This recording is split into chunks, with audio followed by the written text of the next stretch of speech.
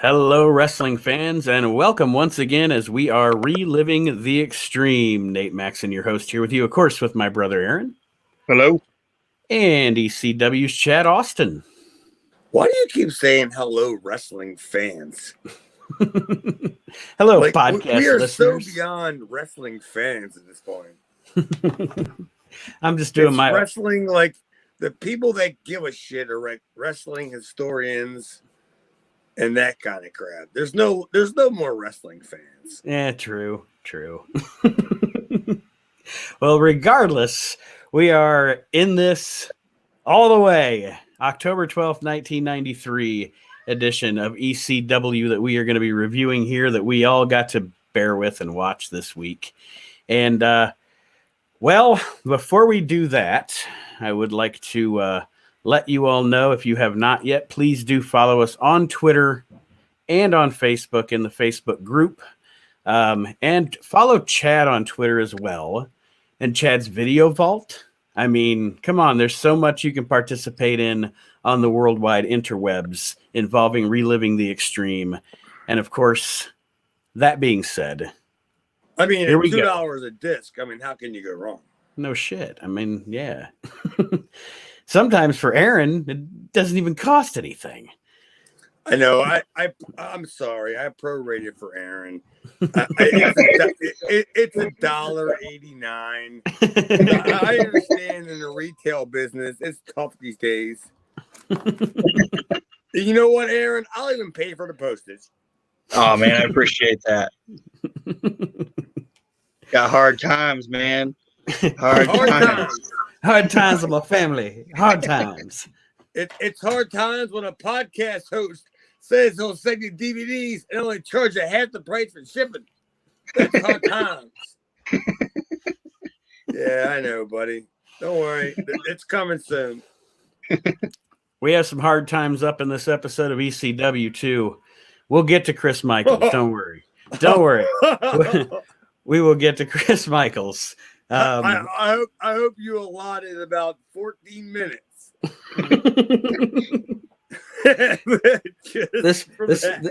This guy has taken over the show the past couple of weeks, folks. I don't even know what the fuck they could have put on the rest of the goddamn show, but they put on that fucking Chris Michaels and Rockin' Rebel thing.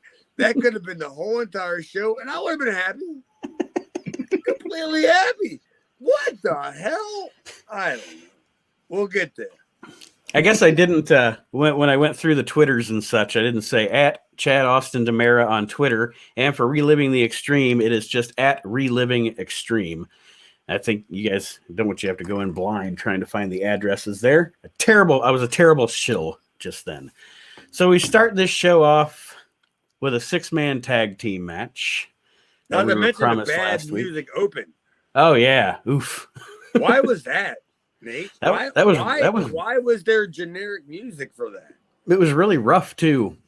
It was a terrible dub. I don't know why some of these episodes, I mean, obviously not the wrestlers' themes, but some of these episodes, I don't know if at one point some of these were being curated for DVD or what, but some of them tend to have the original actual theme that was played on Sports Channel, and then some of them have this awful WWE garbage that. Well, I'm thinking that some of the ones that Gilbert were still producing, they had the good, the bad, the ugly at the very beginning of it. Okay. Like, it's the do yeah. And that could have been it. Because when I heard the opening of the show, I was like, man, why? What did they do wrong? But because the entrance was generic enough. Mm-hmm. Yes, absolutely. But yeah, like I said, I don't know why some are edited and some are not. It was like Hangman Page was coming out. The opening 6-man is Don Morocco, Jimmy Snuka, and Kevin Sullivan against Terry Funk, Abdullah the Butcher, and our man JT Smith. And let me tell you, JT Smith, if you're JT Smith, are you asking yourself, how did I get here? Like what do I do in this situation? One of these guys is gonna fuck me up. I don't know which one it is. I don't know which one. It may be one of my partners. Who knows? One of these guys is gonna fuck me up. Dude, I gotta tell you, most of the time when you get involved in something like that, you get with the guys and you go like, all right, you'll come with me, and we'll roll around, and we'll do this, and this. And JT's got to be the kind of guy going, I don't know what I'm doing. Like all these guys are like 30 years in the veterans or whatever, 20 years in the veterans. And you got JT going, what do I do? Like, because Abdullah and Kevin Sullivan was completely blasphemous. That was ridiculous. I was like, what the fuck are they doing? Like when they were out there They were battling to see who could sell less. That's what they were doing. When they were out there on the post, I was like, this doesn't, what is this? What are they doing? They were just making faces at the camera. It was like they were taking it's like they were taking a selfie. It was ridiculous.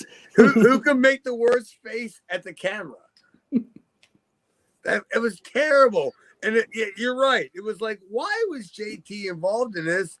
And JT had no business being involved in this because he didn't understand how to participate in that. You know what I mean? Mm-hmm. Yeah, Joey didn't know what his role was because nobody knew what his role was. Joey even said it. He was like, oh, man, JT's wrestling over his head in this one. And then Paulie's like, oh, yeah, he's definitely wrestling over his head in this one. Oh, no. Paulie said that when you have all these 5 guys that are this dangerous and JT Smith in the ring, anything could be dangerous. Well, because JT's going to fuck the spot up. That's the only reason why it's going to be dangerous. It's not because he's going to do anything that's going to be life-threatening. He might hurt himself. They even mentioned during this match that JT Smith is Terry Funk's protege, which is a role that would eventually be filled by Tommy Dreamer. But apparently right now they're trying that with JT being Terry Funk's protege. I heard him mention that a couple of times during this match. Did you see Morocco's bad bump after JT came back with a headbutt? Like you know how when SD Jones used to give the guy the headbutt and he would do the deal and the guy would take a big bump? Yeah. Morocco. Did you see Morocco's bump? I think I missed it. It was so unspectacular. He literally just rolled down.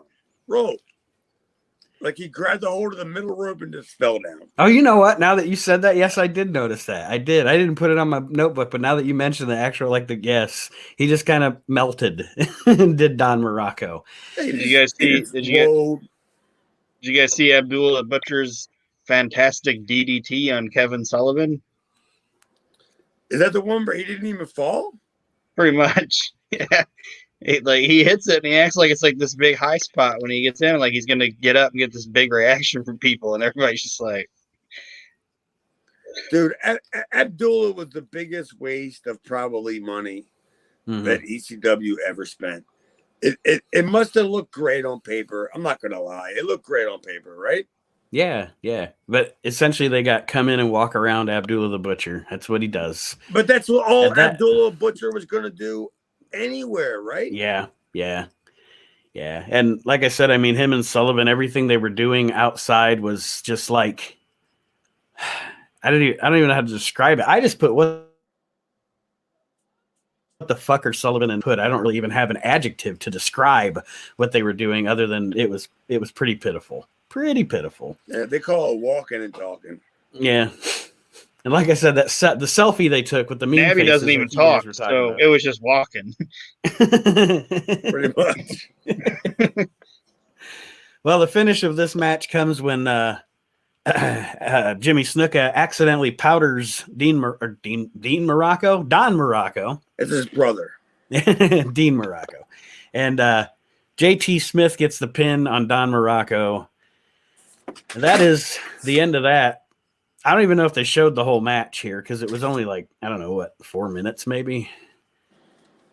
Well, they didn't show the whole match. They spared us. They showed it from the beginning brawl to the end of it. But overall, not great. not great to open up here. Like we just talked last week about, Sabu coming in and all that, and I was so excited. Like, yes, here we go, and now we got this going on. I can't find my notes. I just dropped my notebook. Now I'm going back to.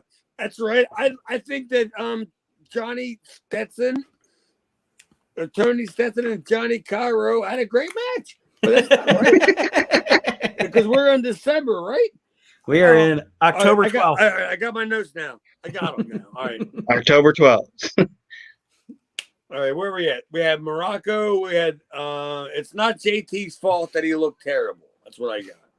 But I mean, now we got a fucking interview with a legend. A legend.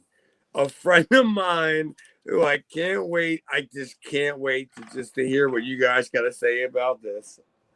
Oh, yes. Tommy Dreamer. Tommy Dreamer. What a getup he's got on here in this interview. He's somebody I can call tomorrow and go, "You were terrible." And he would go like, "Yeah, I know." Just getting his foot in the door here, about to make his ECW debut next week. The Rhinestone Dreamer. That's all I can say. That outfit. Dreamer. That outfit was something else. I even wrote that it was bad even for Dreamer. Like I could always goof on Tommy and go like, "You're terrible," but that interview was like, "I'm going to see you next week." ECW. Like it was so IWCCW. Yeah. It was definitely indie-rific. That's the word, right? Oh, poor Tommy. But that was that's our first inkling of Tommy Dreamer here in ECW, and now, okay, so now we get to watch the highlights of Sabu from last week, which is actually more exciting to watch than our opening match. Yeah, I put that. Sometimes it kind of annoyed me when they do too much highlights from last week, but this was necessary because there were probably people that didn't watch last week that had other people telling them, "Holy shit, you missed you didn't see that." So then they go back and watch it now, and you're kind of showing them. Yeah, I mean it's a much better decision to replay this than it is to replay an entire Super Destroyers match. I mean, essentially, you know what I mean? Like this was worth replaying again, to catch people's attention. Yeah. Well, I mean, what are you trying to say? If you got the zapper in your hand and you're scanning through the channels and you see the Super Destroyers arguing over their masks, or you see Sabu like doing a moonsault on a table with nobody there, I might stick around to see if two's going to turn on one again. Maybe. Well, that's you. I mean, maybe you're the reason why they kept the same time slot they were on, because you were the only one watching it. Super D's. I thought it was great. I thought it was great. It was a fantastic recap for me. And that was part of the reason why I like Sabu. Part of the reason why I really loved Sabu is that he's not Pentagon. He's not Phoenix. When he does his high spots, they're not fucking magic. You know what I mean? Right. Like he doesn't land them 100% like perfect. He crashes and burns 75% of the time. And that makes it so much better. It makes it so much more organic. Yeah. That's my point. Is that it makes it seem like he's that much more dangerous because he's going to do the spot like he's more like me. Like when I worked, I could do all that stuff, but I wasn't Rey Mysterio or I wasn't Phoenix. I could do all the spots, but they're more like Sabu. Like, I don't know how far I'm going to fling myself off the rope. You know what I mean? I don't know that. And Sabu didn't know it either. He was just, fuck you. I'm just going in the audience. Here you go. It's Sabu, everybody. Get out of the way or don't. Your choice. Yeah. After the replay of the Sabu match incident from last week, we get Jay Sully's still around. He's interviewing Todd Gordon here. I can't get names right this week. Tom Gordon, Dean Morocco. I got a whole nother roster going on. Probably Sully better is than what they interviewing got going on. Sully is interviewing Todd Gordon. Todd is now saying that the NWA will not allow Sabu to wrestle on TV. Notice, because they want people to come to these shows. Oh, you'll still get to see him live and in person, folks. They made sure they mentioned that. But you will not get to see him on TV. And in comes Hunter Q. Robbins. Yeah, but don't forget that Todd said he has never got so many cards and letters. We are still living in the era where we've got cards and letters. Send your correspondence to. What are they sending the cards and letters to? Like, why are they sending it? Is it because of what happened to Sal Balomo? Or was it Sabu? Because I think it should have been Sal Balomo. Yes. Get that write-in campaign going. And like after Hogan was attacked by the earthquake, you got to get that write-in campaign going so you can send out catalogs. Hunter Q comes in here. And I think, guys, this is a little, I don't know. It might not be. I don't know. This is a little work shoot to me, though, because Paulie takes Hunter out. Hey, let me talk to you, Hunter. And this is essentially, I think, Paulie letting Hunter know, this guy's over. You're not going to be his manager anymore. I'm going to be his manager. You think? I mean, really, how much thought did you put in that one? Not much. Didn't take much at all to figure that one out. The elephant was in the room. Yeah, clearly it was Paul was just going, all right, well, this ain't gonna, this is not the way it's supposed to be. I mean, I don't know how Paul put it, but you know what I mean. Mm-hmm. He just knew that I'm gonna be the guy that's gonna book Sabu. Yeah, and Hunter, pretty much Hunter, you can keep Stetson and Johnny Hotbody. That's fine. You can keep those guys, but we're moving Sabu on to somebody much more effective. Yeah, you can keep them guys, and you can work on any Joe Savoldi show you want. You could take Johnny Hotbody and Tony Stetson and work on any Parsippany, New Jersey show you desire. Aaron, anything on this? No, you guys summed it up. This was Hunter getting taken out back and popped in the head. Like, tell me about the rabbits, Paulie. Tell me about the rabbits, and kneels him down and blasts him in the head. It's over. I like the rabbits, Paulie. My notes all of a sudden say, "Oh no." Mine say, "Oh shit." Yes, it does. And I think you know what I know. Yeah. Well, okay. So first, I thought, oh God, we're watching this again, and I thought, Aaron's got a smile on his face. Chad is licking his chops. Everybody's ready. I put, holy fuck, they're going with the wrong guy. Chris Michaels, Bullwinkle promo again. What the fuck? Yes, we got to see that again. And I thought, oh, well, all right. They used it again, whatever. But wait, there's more. I thought they were going to put the belt on him. I thought he was going to end up, working whoever the champion is de jour on the show. I was like, dude, I want to see Chris Bullwinkle as Sir Christopher Bullwinkle. I want to see him as your champion. I want to see him get his ass beat by Sabu. That's what I want to see. Then before we go to, well, we aren't going to get there yet. I'm trying to jump ahead in my notes just because it's so bad, but we'll get there. I swear. Up next after that, Malia Hosaka against Molly McShane. Good women's match here. I liked it. Yeah. The Hosaka chick, she was on WCW Nitro once. And that's where I was like, oh, I remember her because she was coming out with Sonny Ono and she was being billed as from Japan. And as she's coming out, some little kid yells at her. And then just in perfect English, she goes, "Shut up, you stupid idiot." Right on camera. She's supposed to be Japanese. She's like, "Shut up, you stupid idiot." Oh, no, it's cracking me up. Like I waited all show for this because Malia is a friend of mine. Okay. And I love Malia. And she's somebody who has been around for well more than 20 years. Well more. We're talking 22, 24 years. Mm-hmm. As long as I've been around. And she's worked for everybody.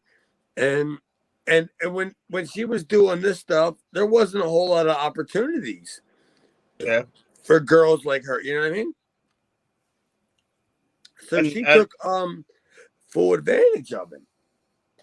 And I did dig the match, and I did put in my notes this was like a good showcase for her skills. Like, I think Paulie thought maybe if he was going to do something with the women, she might be the route he wanted to go with. Because, well, if I got to be honest, I would say no. I don't think it was. I think she looked terrible. She hit the ropes awful. I thought her forearms were awful. There's a lot I can say that was awful about her, and she's my friend. But I mean, we're critiquing the work. We're not critiquing the person, right? Right. Yeah. So I'm just going, that was bad.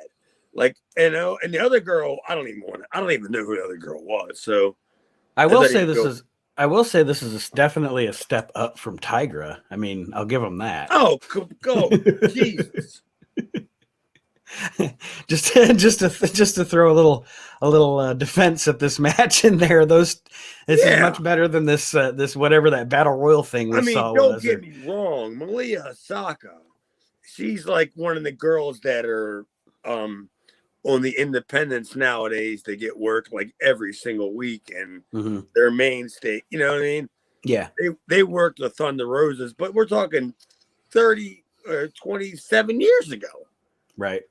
You know, she came along with me, and she's a friend of mine. And I messaged her today, and I was like, Malia, we're going to talk about you today. And she was like, thank you. Because I was glad to see her. I didn't know that they worked there. Mm-hmm. I forgot all about this, too. I don't know if she had I don't know if she had more than one shot there, but I'm pretty sure that was it. Well, Malia hits a cannonball for the win in this match over Molly McShane. And up next, here they are, the Bad Breed, Ian and Axel Rotten, cutting a promo. And they're talking about Bad Company because they're going to be meeting Bad Company here in just a moment. I did notice one thing.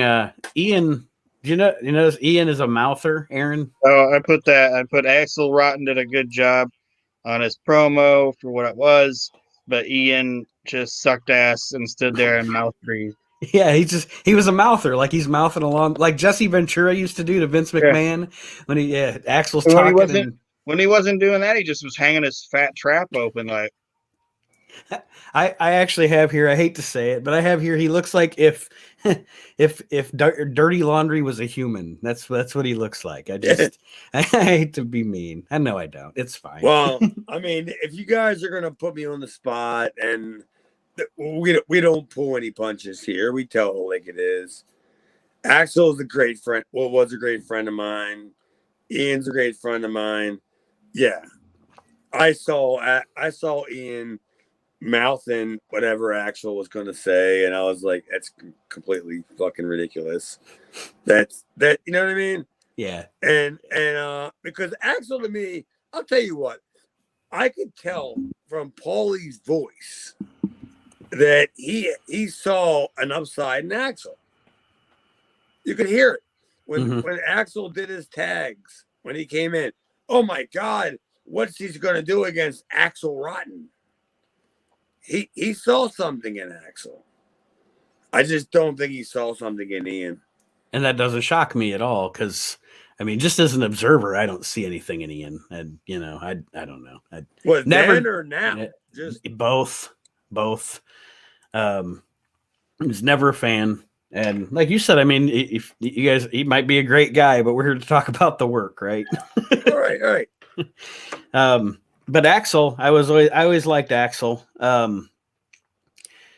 They are about to have, and now that we finally cleared it up here, by the way, in the commentary. They clarified it's an NWA tag team title. Yes, it's for the NWA tag title. It is? Contention. Yes. Yeah, so we don't have another ECW. They must have got enough cards. Hang on here.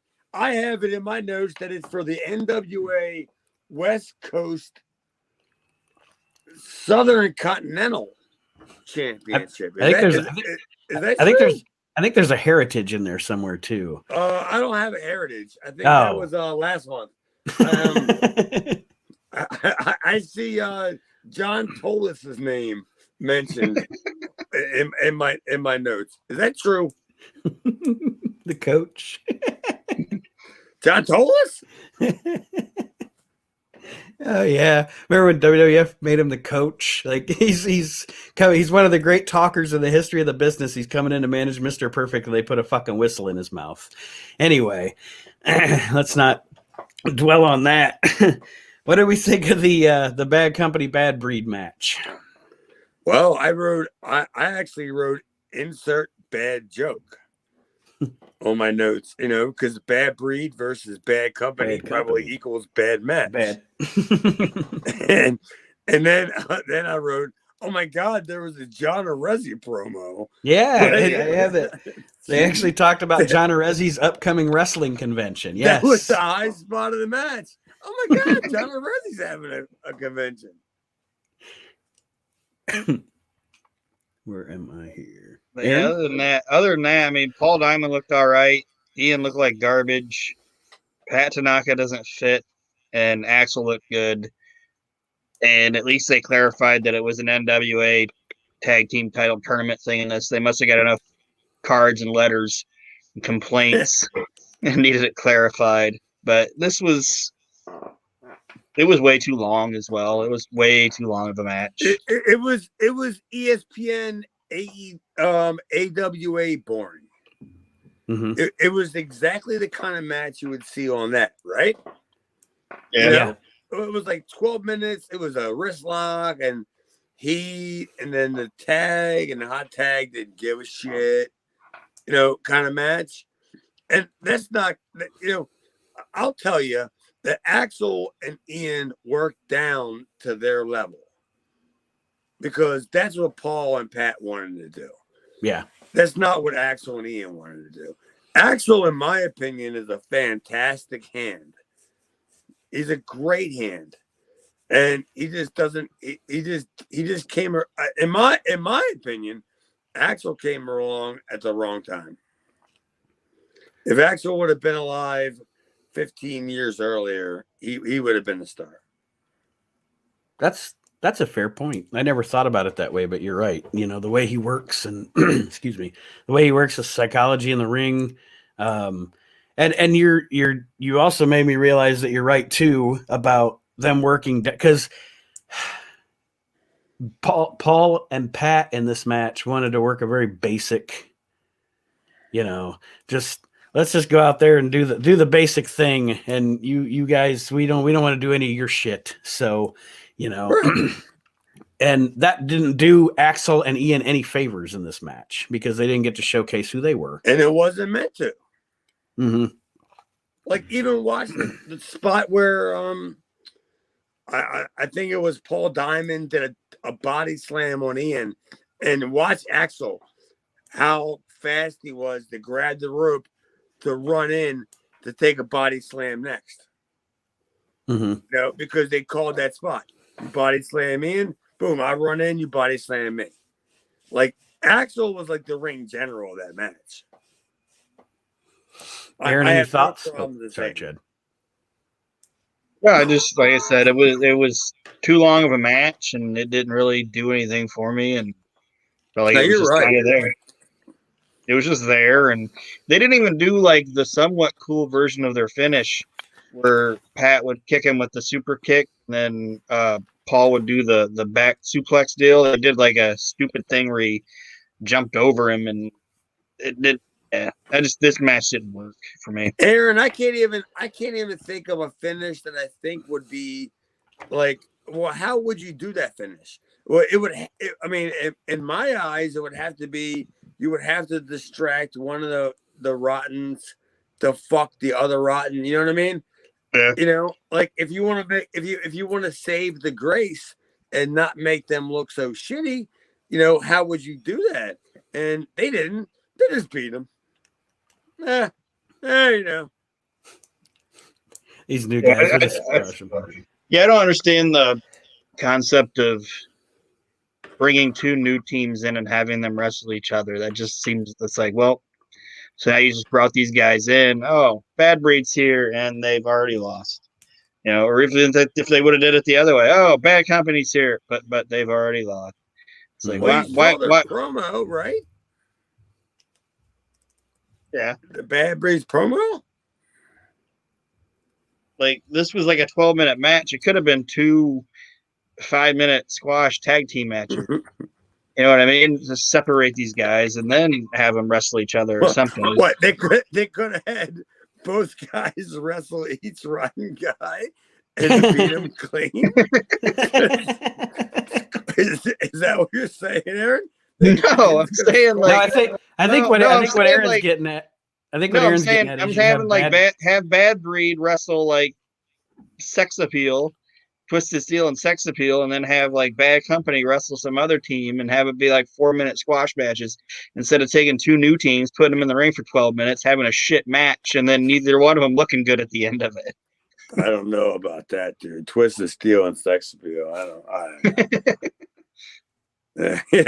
don't know about that, Aaron. You might have to rethink that. You might have to find somebody else. Maybe Joe Hartgood and Dino Sendoff.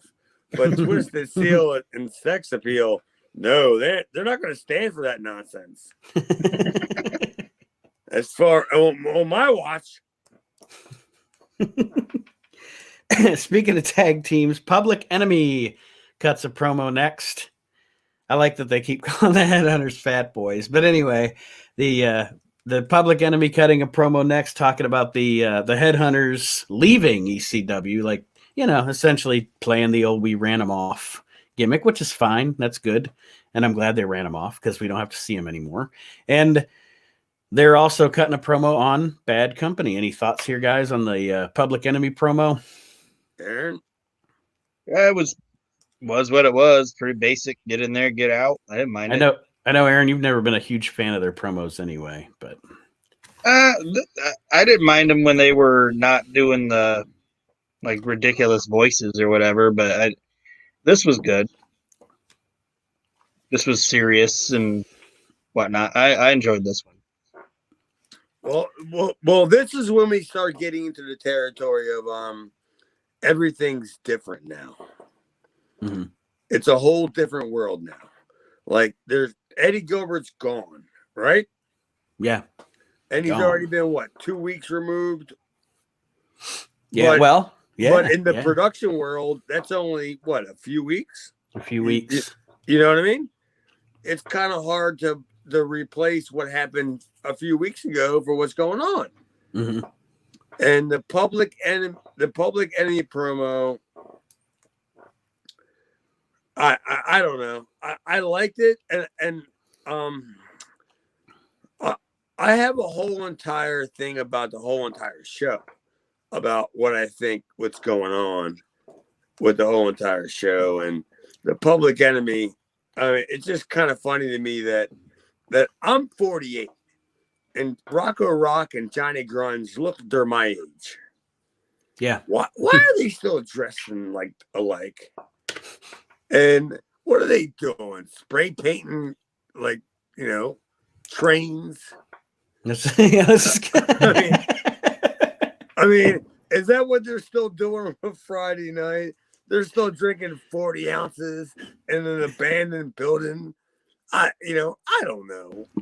I mean, I'm not going to say I don't like Public Enemy, but you gotta make them more believable than this. And it's yeah. I totally see your point. They're on Beach Street. It's like what movie is that where Steve Buscemi comes in? He's like, "Hello, fellow kids." What the hell movie is that? And he's like 58 and he's dressed up in the backward hat or whatever. What? I don't remember. ECW. October 12th, 93. Steve Buscemi walks in and goes, Johnny Grunge and Rocco Rock, how old are you? You're wearing matching pajamas. Enough. Well, the ironic thing is, I'm never going to pay the price because they're both dead. I'm never going to run into either one of them guys. Yeah, well, fuck them. They look stupid.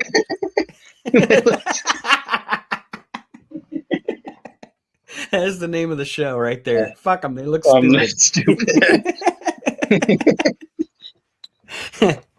Up next. Here we go. I love PE though. I thought PE was a great gimmick, and I understand that I mean, there's a whole lot that goes into PE that you guys don't even understand because it relies on Ted Petty. Well, and go ahead, Chad. Sorry. No, you go ahead. I was just gonna say, Public Enemy is one of those gimmicks to me as a fan. Looking back on it, to me they worked in ECW. The whole gimmick worked in ECW to me. I think just because it was such a part of it from the beginning, but it never worked anywhere else. They were in WCW. They were essentially the Bushwhackers with jerseys on, and obviously WWF they had like 2 weeks, but it did not work. It did not work anywhere but ECW for me as a viewer. Honestly, I don't know if you agree, but that's how I always felt about them. I felt they're at ECW, they're fine. Anywhere else doesn't work for me. Aaron, I like Ted Petty, Johnny Grunge. I'm sure probably was a cool dude, but did nothing for me in the ring. So, I mean, it is what it is. It happened, and all we can do is watch it, right? Yep. Can't do anything about it now. Said it is what it is. It is what it is. It is what it is. Well, it stunk. You're right, Nate. They never achieved any success out of ECW only because they weren't presented in the same light of ECW because Paul knew, I don't think I'm great. I don't think I'm that good. But when Paul presented me in a highlight fashion, he made me look good. And that's what he did for Public Enemy. They were terrible. I mean, they were terrible. It was like 4 steps down from where they were at. They were rotten. They were awful. They were horrendous. And then they were terrible. That's how bad they were. But Paul knew how to hide their weaknesses because Ted Petty was just atrocious.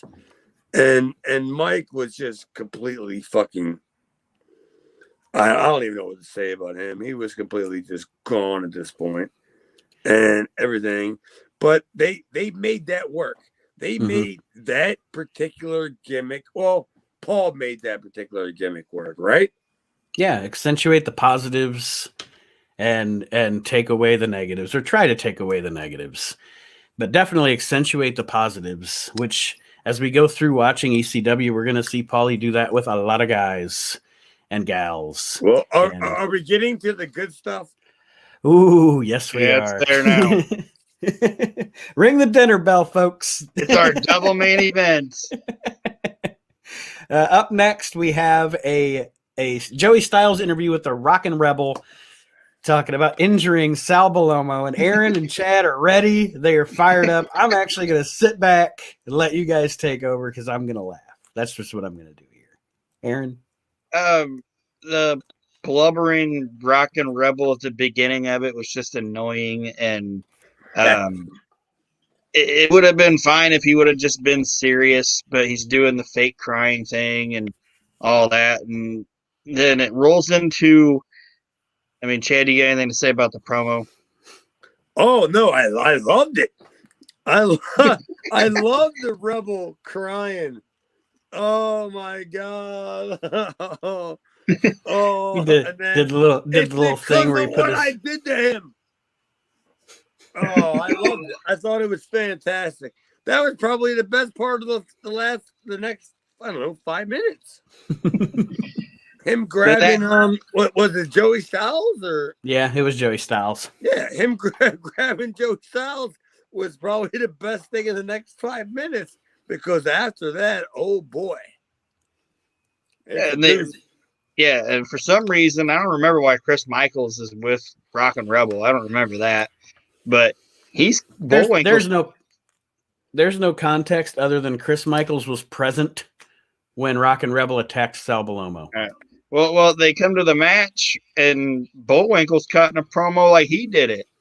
Like he's like, yeah, Rockin' Rebel. Like he's not. He's like, yeah, Sal Balomo got his face fucked up, and he's like cutting a promo into the camera, like Bullwinkle had something to do with it. He was just there. Yeah, I don't know what's going on. I don't know who beat up Sal Balomo. Rockin' Rebel did. He hit him with a chair right in his stupid face. Oh, the stupid face. Yeah, and Rebel's fighting Donnie Allen and Donnie Chris Allen. Michael. What the fuck is all this? He's fighting Donnie Allen. There's Shawn Michaels in the ring. Like who the fuck is? What is going on? And during this match, they kept going to Chris Michaels outside, and he's just puking out catchphrases. Yeah, I don't know. What ECW, it's not a cartoon. I don't know what is going on. And he's not even saying it right.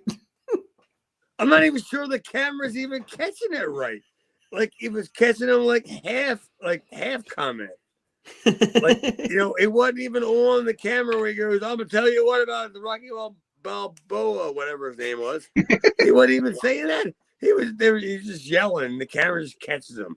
Yeah, I don't know. I mean, clearly we can obviously agree that there's a long list of people that are not going to be here in the next couple of weeks, right? God, I hope so. Well, I don't think we have to hope so. I think this is it.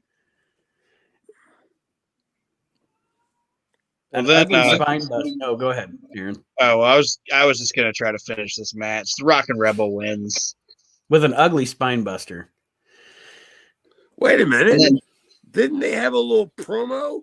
Well, that's coming up. Oh, it's coming up? Yeah, that's after the match. Oh, that's the doozy. Okay, that's the doozy then. Rockin' Rebel hates all kids, everybody's kids, even hates his own kids, and looks at Chris Michaels and says, I even hate your stupid kids. And Chris Michaels is like, don't you talk about my kid. And Rockin' Rebel's like, your kid's an idiot. And they just go back and forth, and then Rebel kicks the shit out of him. I saw that, man, and I just said, I thought of you, Aaron, because I know, Nate's the guy that holds the show together. He keeps us on the tracks. Aaron's the guy that I can go, what did you think about Rockin' Rebel saying that about hating Christopher Michael's kids? and then I was waiting to see what Nate's face looked like. And my thing is, if Chris Michaels is their dad, they probably do suck. Like, if Chris Michaels is your dad, you're never going to be successful in life. Like, those kids probably did suck. Shallow gene pool. I don't know about all that. I mean, I'm not going to go that crazy. But I remember last week we were like 12 minutes in, and we were trying to fill time. And God bless Chris Michaels for showing up. Exactly. And nobody's ever said that. That's the first time in the history of mankind that anybody's ever said, God bless Chris Michaels showed up. Yeah. Nobody's ever said that. Nobody's ever said, I need 14 minutes on Chris Michaels. And go. Yeah, that's unbelievable. That's great. I mean, we're doing so great on time now that we don't have a whole lot of time to spend on how bad that was. It was terrible. It was like I literally was watching it going, are these guys just on the fly? Neither one of them even seem like they're in the same segment at this point. They're just saying shit. And then we flip to Maddie in the house. Well, no, hang on. Go This ahead. is when he said he hates his kids. Yes, yeah. I hate all kids, and I hate No. your kid. And I hate your kids. Yeah, Rocket Rebel even says I hate my own kids. Like he says that. Why do you hate my kids? Like, like what do my kids do? Because they don't like the same cereal you like, or whatever. Like, what did my kids do? This is all Belomo's fault for loving the kids so Well, much. I mean, the way that the Rocket Rebel, all the damage that Rocket Rebel did to Blomo, that was fucking a disaster. Like, after watching Rocket Rebel, whatever he did to Blomo, that was terrible. He didn't do anything to him. I think he threw him over the top rope. He And barely, and Blomo is still out. yeah, he's gone. Dr. Voorhees is in with the He's updates. gone. Belomo's gone. And yeah, I just thought it was like, I was just like, well, Rebel really didn't do anything to Belomo to kill him. Not that serious. I mean, I think he gave him like one chair shot, but it wasn't like, I don't know, like when they were talking about dislocated shoulder, his eyeballs out of the socket, like none of this facial explosion ever happened. I don't even think he hit him in the face. He hit him like in the chest with the chair, but That's ECW. this is where they went with it. Is this the first appearance of Maddie in the house that we've seen? No, you said that we've seen. You said you watched that show the other week and he was on there. Oh yeah. Yeah, he was. And on this thing, he opens it up and says, "Bada bing, bada boom, / bang boom." That's what he says. Bada bing, bada boom, / bing boom. It's not creative if you just rhyme boom with boom. Fucking idiot. Put a lot of fucking thought into that, didn't he? Yeah. God, he's terrible. I can't believe I didn't meet him. I have no idea why I didn't meet him. And he may have just been in the studio, possibly. Tommy Dreamer's basement. Yeah, I don't. Mom's basement. We'll see, but I don't ever recall seeing him appear in an arena for ECW. That I remember. I don't think he ever did either. It's usually just it's usually just him like with a backdrop or something, just hyping up the next segment, doing his best anyway. Bada boom, bada bing, orange or whatever he said. And he's gonna tell us that Chris Michaels and Rockin' Rebel, they wanted to show it next week, but Maddie's doing God's work and he's gonna give us the match tonight instead because he has the remote control. Doing God's Maddie? work. Well, if Maddie's doing God's work, why isn't Chris Michaels and Rockin' Rebel in a barbed wire death exploding match where no matter what happens, the whole entire ring explodes and you both die? 5 seconds in. I mean, there's like, how much money do you want, Michaels? Because we know how much money Rebel wants. Doesn't matter. It's how much money do you want? You all die. I'm gonna leave it to your stupid kids. We want to make sure they're taken care of. No, in wrestling, you don't leave money to your stupid kids. It doesn't happen. But what do you think about this match? What match? I forgot what match they were talking about. The main event. They decided to play Chris Michaels and Rockin' Rebel. Like they have their little fight, but then it breaks into a match. And this is how they decide to end the show. Oh, because Maddie said that match was so violent that they were going to show the match. And when they showed the match, I'm going, an eye rake has never been so vicious. Can you believe he raked his eyes on the ropes? I wrote, how about that? Right? Yeah, I wrote the knee to the throat, devastating. That match was so great that you had to get Maddie in the house to cut in and go, we're gonna show you how devastating the Rockin' Rebel was against whoever it was, and we're gonna show you this. I'm like, It was just a house show match. Am I wrong? No, No. you are not wrong. Okay, I'm just making sure. I'm just going like they didn't do anything that was, reminiscent of anything that would, make me think that it was a barn burner. And why would you end the show with this? Like, Well, I mean, it's Rock and Rebel. Why would you wouldn't? I mean, I don't know how many shows you've ever booked before. This is the guy you want to. Yeah. touche, sir, touche. How many territories have you set on fire? Just as many as Rock and Rebel. That's right. Well, he's setting one on fire now, and he lives there. Ow! I inducted Chuck into a Hall of Fame, so I can make them jokes.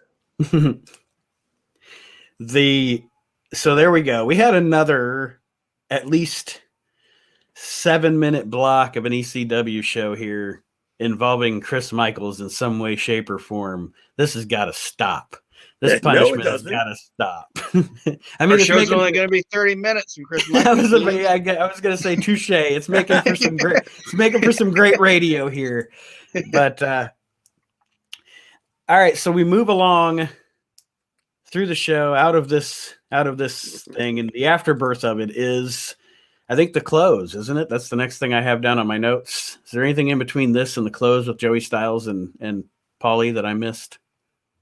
Sandman and somebody are teaming up to fight Stetson and yeah. Sandman and JT, yes. Yeah. They're going to face Tony Stetson and Johnny Hotbody for the ECW tag team titles. Then we go into our closing segment. It is Joey Styles and Paulie Dangerously talking about Sabu, and this is where I alluded to it earlier, where we are watching unfold before us. Paulie Dangerously move Hunter Q Robbins away from Sabu and move himself next to Sabu. And him advocating for Sabu at the end of this show is definitely that. Plus, his lawyer, Seymour Green. Yes. And he is forming. How fucking terrible is that? Like, that is so fucking, like, it's all like the Big Johnson shirts. Yeah. It's definitely no Dewey, Cheatham, and Howe. It's not. Yeah. Well, he said that his lawyer was whatever his name was. He goes, yeah, and they're by a Dewey, Cheatham, and Howe, and I'm just like, oh, come on, Paul, that's ridiculous. It's ridiculous. Paulie, did everybody else's network thing cut off before he finished his promo? I didn't get to see the end of it. It wasn't just mine? No, yeah, I went back twice to make sure that it didn't. Yeah, he didn't get to finish it, or we didn't see the end of his promo. But he's definitely talking about a new dangerous alliance, and we all know Sabu is now going to be under the tutelage of Paulie Dangerously, which is good because Hunter Q needs to go away. He just paid off Hunter Q and breath mints. He gave him a bunch of Tic Tacs that hit the bricks. Here, buddy, maybe you might be able to get a date tonight. He's like, Tommy Cairo's got nothing going on. Why don't you see who Jimmy D's got booked on the Atlantic City on the boardwalk? Maybe you can get booked on a show with Chad Austin. No, Chad Austin's in ECW now. Well, not yet. Aaron, anything on this final segment? No. I was just glad this show was over. I'm going to be honest. Not our show, but the ECW show. It started out all right, and it floundered towards the end. It was bad.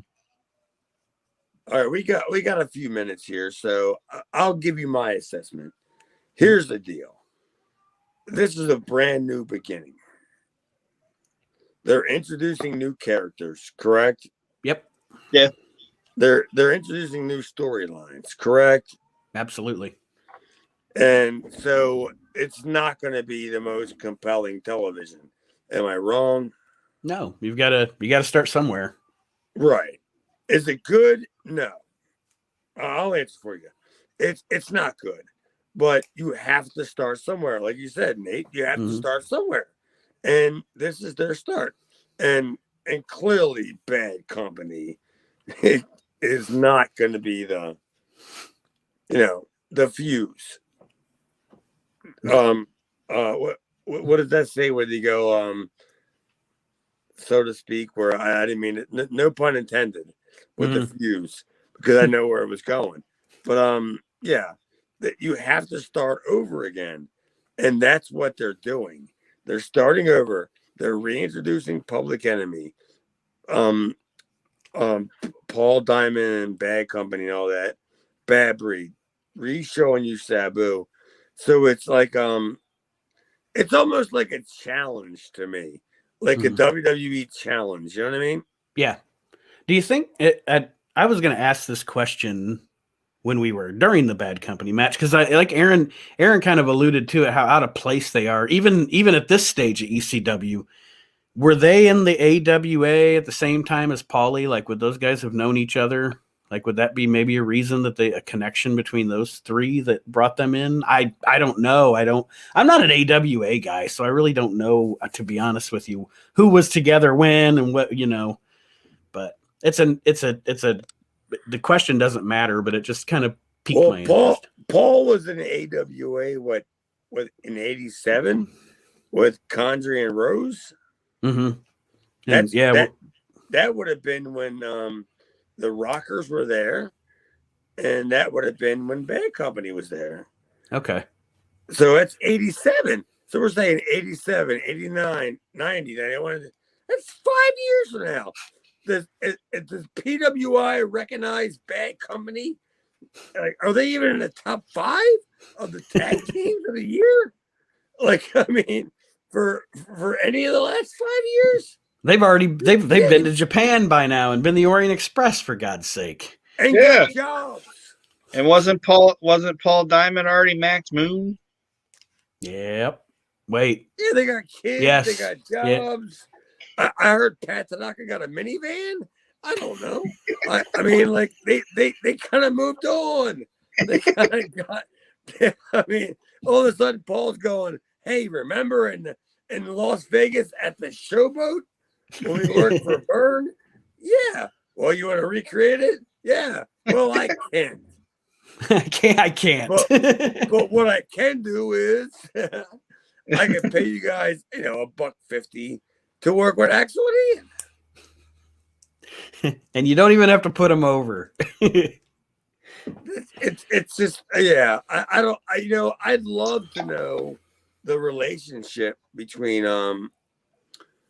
Paul and Pat and Diamond. I'd love to know that relationship. Aaron, I don't think you said you just wish this show didn't happen, or you were ready for it to be over. No, I didn't say it didn't happen. I just said I do. I put in my notes that there's new people coming in and everything like that. I just felt like nothing happened on this show. Like nothing happened. In my opinion. You're right. Nothing happened, and that's why this was a complete reset. Resets suck in wrestling because they're not going to draw ratings. They never draw ratings, but they're re-educating the audience. But you have no audience. And now, you're re-educating them. Now we're going to find out what's not going to happen next week, or if anything is going to happen next week. And then we actually have a few thank you, listeners. Some listener feedback I want to share with the gentlemen's here. But next week, the main event features Tommy Dreamer going one-on-one against the Tasmaniac. Pat Tanaka and Paul Diamond take on the Public Enemy. Johnny Hotbody and Tony Stetson defend the ECW tag titles against the Sandman and JT Smith. The ECW tag titles. Not the NWA tag titles, the ECW tag titles. And the real main event next week on next week's ECW, Jimmy Superfly Snuka faces Chad Austin. What? So we are finally going to see Chad on ECW TV next week against Superfly Jimmy Snuka. Is that the main event? No, I said that's our main event. Because of our show. That's our main event. Oh, They're plugging their main event, these two jabronis, Tommy Dreamer and Tasmaniac. I don't know what's going on there, but I've got Chad Austin and Jimmy Snuka in my sights. well, I think somebody's defending some tag team belts that don't even exist. Like if we see the match and they have that black ring, then we know it's an old match. The Koloffs are going to show up again. God damn it! Because they'll run it. Yeah, you're right. So I debut next week. Yeah, Chad Austin faces Jimmy Snuka. Oh, this is a doozy! I'm telling you, this is actually my worst match in the history of the business. Oh, yeah, it's the worst match I've ever been in, and I'll tell you why next week. So if you keep listening and you follow us on Twitter and follow us on what are we on? YouTube? What are we on? Facebook, and you can every other platform. You'll find out why I think Jimmy Snuka stinks. And I can't wait. It's going to be great. Speaking of listening to the show, I've actually gotten listener feedback here that I wanted to share with you guys. Jamie wrote to me and said that he's really enjoying the show, following along with us, and keep up the good work. And he likes the chemistry between the hosts, which we appreciate that, Jamie. Chris Bellis on Twitter. This one it was fun for me. Chris, thank you for listening. He said, before your show, I kept giving up around Summer Sizzler. So it's actually nice watching along weekly, and now it's paying off. So see, we got somebody over the hump, guys. Look at that. We're doing good things out there in the community.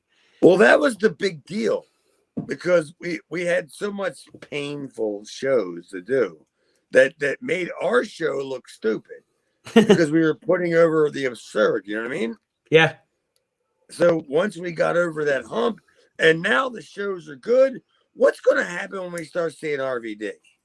What's going to happen when we start seeing RVD versus Sabu? You know, when we see the Dudleys, the shows are going to be like, oh my God, that was great. Yeah. I mean, it's not going to be like you're wasting my time. Well, we want to thank you, Chris, for listening, and we're glad we could help you get through the traumatizing early days of ECW. This one is my favorite and the one I'm going to close on, because I can't wait to hear you guys. This one is my favorite feedback that I've gotten so far. Greg says, Chad, ditch the co-hosts. They're atrocious.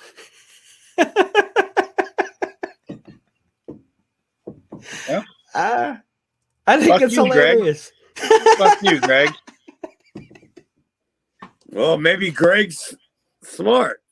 I don't like him or his stupid kids. Yeah, Greg stinks. I read that and I laughed my ass off. Thank you, Greg. I actually wrote him back and says, I'm sorry you don't enjoy the show. Why the fuck are you listening? Why would you sit and listen to something you don't like? You have no life, Greg. You have nothing else to do other than sit around and listen to something for an hour that you don't like. Go meet a girl. Get a hobby. Me? No, Greg. Oh, Greg. Fucking asshole, Greg. Aaron was the reason I wanted to read that. I was like chomping at the bit to read that. I was so happy. All right. Show was my idea, asshole. You wouldn't even have anything to listen to. Sorry. Like I said at the beginning of the show, everybody, please do follow Chad at Chad Austin Demira on Twitter. Follow us on Twitter at Reliving Extreme. Check out, if you're not a member of our Facebook group, hop on, become a member of the Reliving the Extreme Facebook group. Aaron's doing a free giveaway in the group right now. It's been a lot of fun. We got to see the Ernesto Revolution. It's been a great experience, and we're really enjoying doing the shows. Thank you for joining us, everybody. Guys, any parting words? Aaron, any parting words for Greg and the rest of our listeners? The rest of our listeners are cool. The rest of our listeners are cool, but Greg go fuck himself. Greg's awesome. Greg's the best I've ever heard. Hope to hear more from you, Greg. And don't worry if you get a friend request from tomorrow from Greg. It was me. But my friend Malia Asaka, I gotta put her over. Are we doing plugs, Nate? Oh yeah, absolutely. She's the modern day, all one word, Moolah on Twitter. And if you can find her on Facebook, she is a fantastic follow. If you follow people on Facebook, on Twitter, whatever, she is so naughty that she's fantastic. And I told her about us doing this, and she couldn't be more ecstatic about it. And she's currently working for SWE in Texas. And when we get more dates for her, we'll promote them. Will do. Absolutely. But just keep following the show. Yes. And like I said, hook up with us on social media. Let us know you're out there. I love the feedback, positive or negative. I love feedback. I love to hear from people. Negative feedback just makes me smile just as much as positive feedback. I like to hear positive feedback if it's about me. If it's about Aaron, I don't give a fuck. If it's about me, I'm good. I'm the one with all the color. I'm the one with all the glitz and the glamour. You're I'm the showboat here. The main event. Main event. Showstopper. I don't know. Headline the Omni. Thank you for joining us, everybody, once again, as we are reliving the extreme, and we will see you next week as we are going to get Chad Austin's first televised ECW match against Superfly Jimmy Snuka. I am so looking forward to that. We'll see you next week, everybody. Have a great week.